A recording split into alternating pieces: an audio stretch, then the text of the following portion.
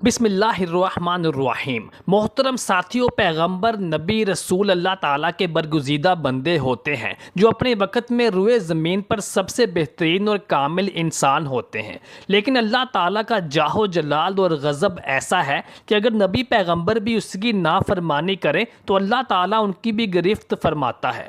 آج ہم ایسے ہی ایک نبی علیہ السلام کا ذکر کریں گے جن پر اللہ تعالیٰ کا عطاب نازل ہوا اور وہ کس طرح سے اللہ تعالیٰ کے اس عطاب سے سرخرو ہوئے، آج کی ویڈیو میں جانیں گے۔ سیدنا یونس علیہ السلام دجلہ کے بائیں کنارے پر واقع آباد عراقی شہر موصل میں پیدا ہوئے۔ آپ علیہ السلام حضرت ہود علیہ السلام کی اولاد میں سے تھے۔ موصل کے مقابل نینوا شہر تھا جو اس زمانے میں اپنے عروج پر تھا اور وہاں قوم سمود آباد تھی۔ نینوا کی آبادی 1,00,000 سے زیادہ تھی، جیسا کہ قرآن پاک میں ارشاد ہوتا ہے کہ یونس کو 1,00,000 یا اس سے زیادہ لوگوں کی طرف پیغمبر بنا کر بھیجا۔ سورہ الصافات۔ سیدنا یونس علیہ السلام کی عمر مبارک 28 سال تھی جب اللہ تعالیٰ نے انہیں اہل نینوا کی رشد و ہدایت پر مامور فرمایا۔ مفسرین کے مطابق سیدنا یونس علیہ السلام کا عہد 741 تا 781 قبل مسیح ہے۔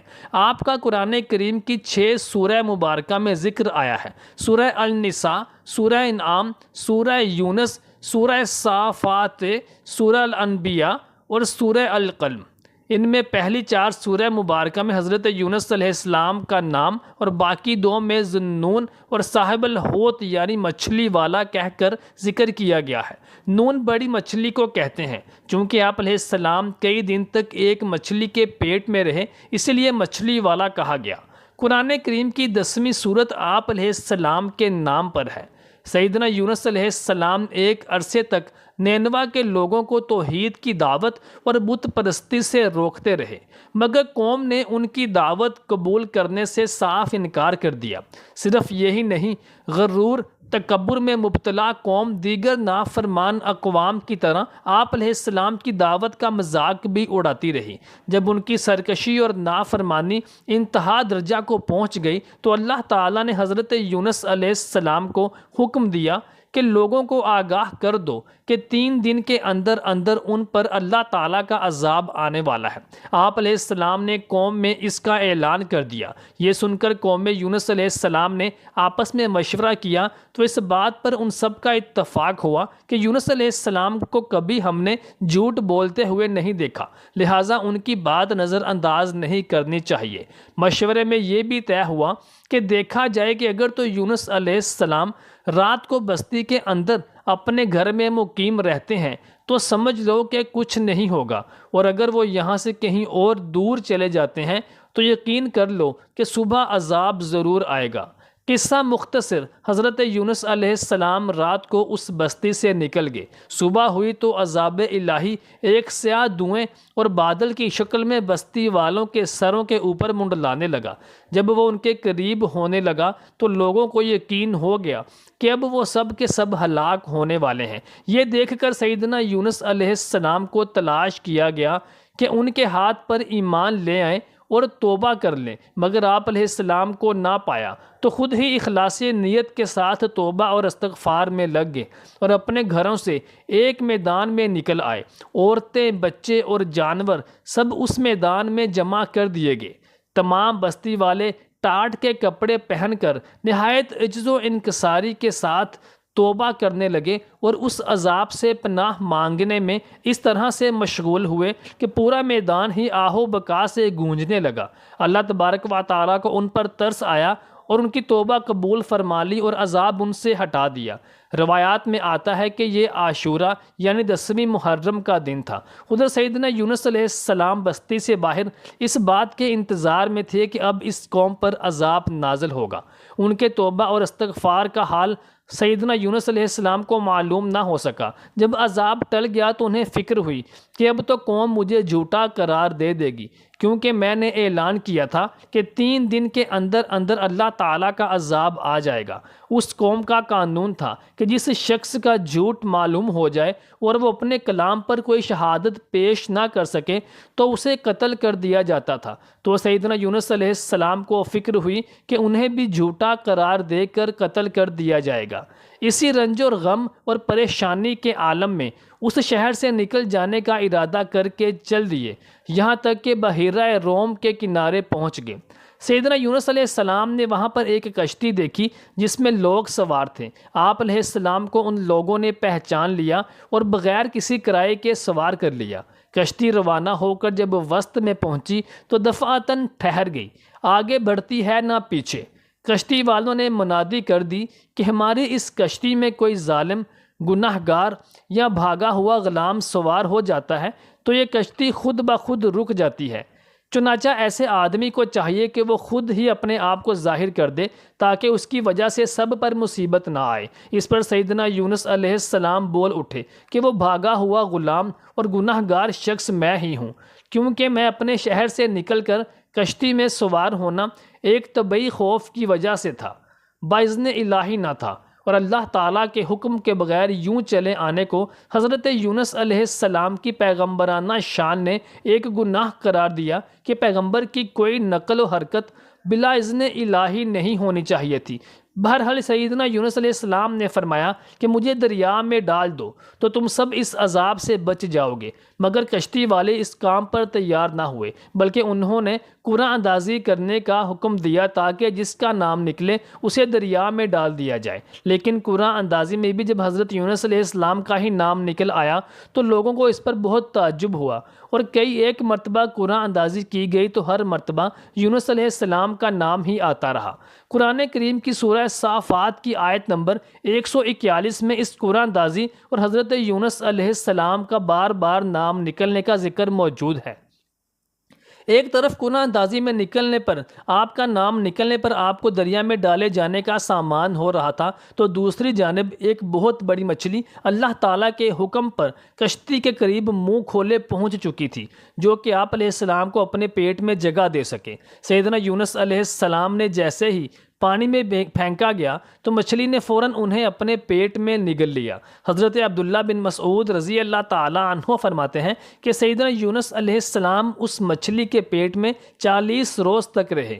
یہ انہیں زمین کی تہہ تک لے جاتی تھی اور دور دراز کی مسافتوں میں پھراتی رہتی تھی۔ بعض افراد نے 7 اور بعض مورخین نے 5 دن اور کئی ایک تاریخ دانوں نے مچھلی کے پیٹ میں سیدنا یونس علیہ السلام کے رہنے کی مدت کو چند گھنٹے قرار دیا ہے۔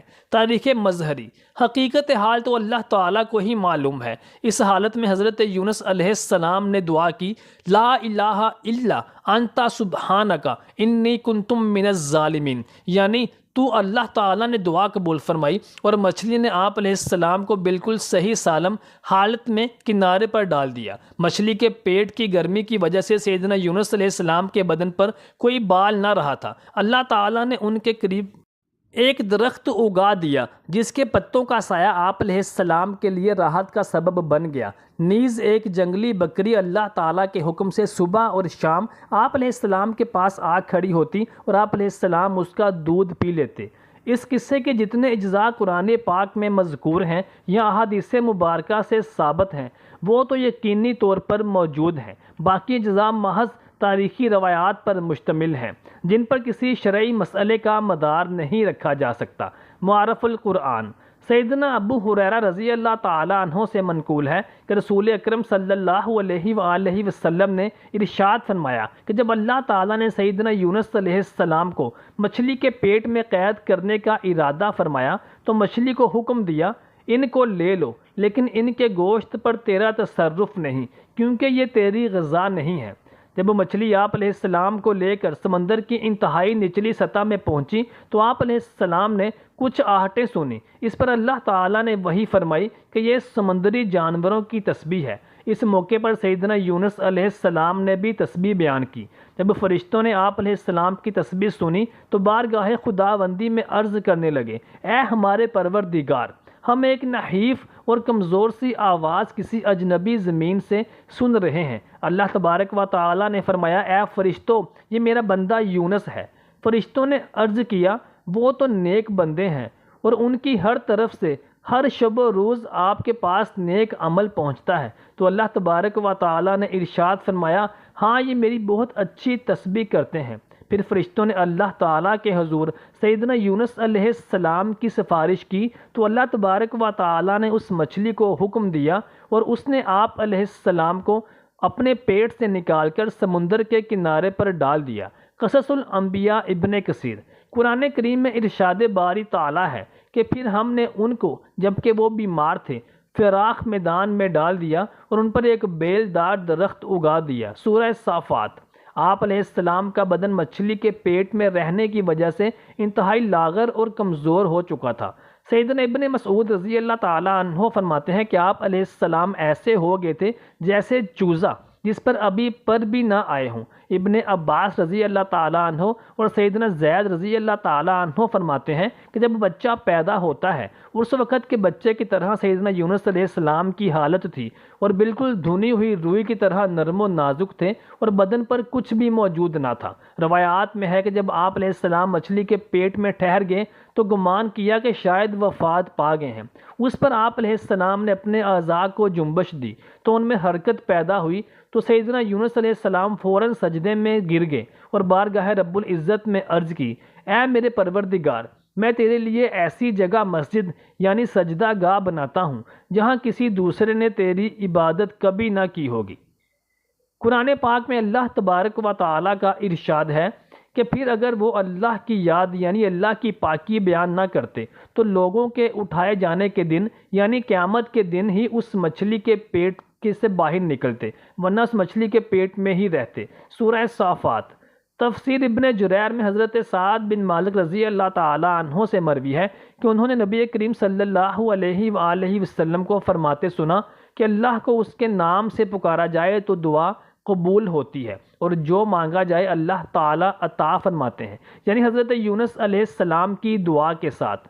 راوی مزید بیان کرتے ہیں کہ میں نے استفسار کیا، یا رسول اللہ صلی اللہ علیہ وآلہ وسلم، یہ حضرت یونس علیہ السلام کے لیے خاص ہے یا تمام مسلمانوں کے لیے ہے؟ تو نبی محمد صلی اللہ علیہ وآلہ وسلم نے فرمایا یہ حضرت یونس علیہ السلام کے لیے خاص ہے اور مومنین کے لیے عام، جب بھی وہ اس کے ساتھ دعا کریں۔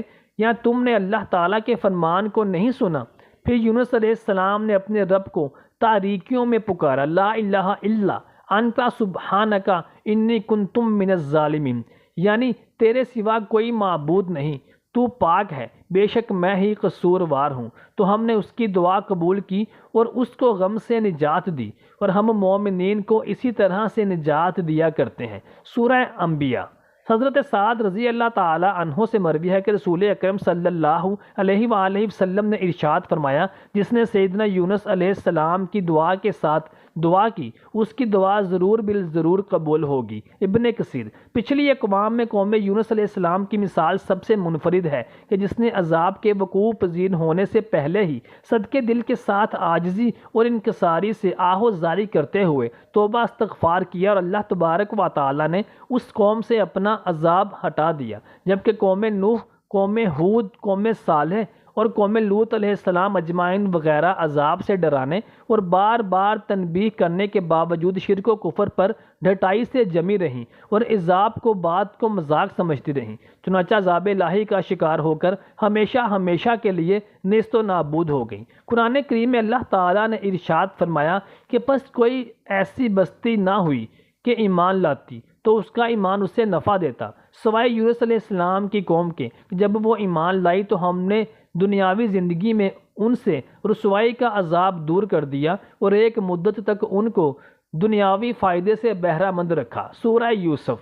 اس تفسیر کا حاصل یہ ہے کہ دنیا کا عذاب سامنے آ جانے پر بھی توبہ کا دروازہ بند نہیں ہوتا، بلکہ توبہ قبول ہو سکتی ہے، البتہ آخرت کا عذاب سامنے آ جانے کے وقت توبہ قبول نہیں ہوتی اور عذاب آخرت کا سامنے آنا قیامت کے دن ہوگا یا موت کے وقت۔ معرف القرآن۔ جامعہ ترمذی کی حدیث نبوی صلی اللہ علیہ وآلہ وسلم ہے کہ نبی صلی اللہ علیہ وآلہ وسلم نے فرمایا کہ اللہ تعالیٰ بندے کی توبہ قبول فرماتے رہتے ہیں جب تک کہ وہ غرغرہ کی حالت میں نہ پہنچ جائے۔